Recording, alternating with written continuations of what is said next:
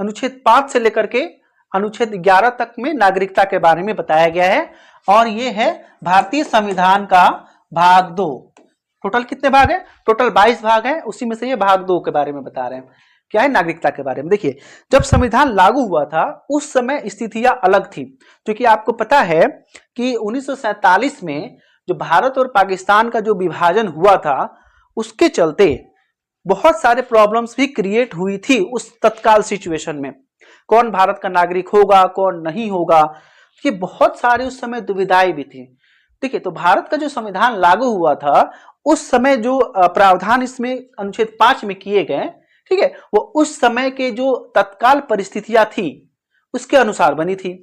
और इसके बाद अनुच्छेद 11 में यह प्रावधान कर दिया गया कि संसद यानी कि पार्लियामेंट जो है वह नागरिकता के संबंध में अपना कानून बना सकती है। ठीक है, तो अनुच्छेद 5 में जो प्रावधान है वो आपको उतना याद नहीं रखना है। ठीक है, आपको मेन याद रखना है कि अनुच्छेद 5 से लेकर के अनुच्छेद 11 तक नागरिकता के बारे में बताया गया है। ठीक है, और अनुच्छेद 11 आपको बहुत अच्छे से याद रखना है। ठीक है, कि संसद को पावर मिली हुई है नागरिकता के बारे में क्या करने के लिए? कानून बनाने के लिए।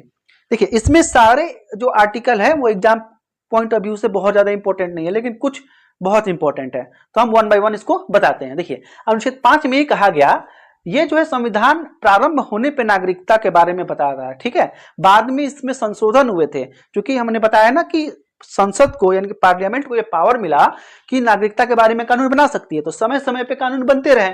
ये जो बने थे ये उस समय की तत्काल परिस्थितियों के अनुसार बने थे। ठीक है, क्योंकि भारत और पाकिस्तान का बंटवारा हुआ था, अभी अभी देश आजाद हुआ था, तो उस समय की परिस्थितियां अलग थी और आज की परिस्थिति जो है वो अलग है।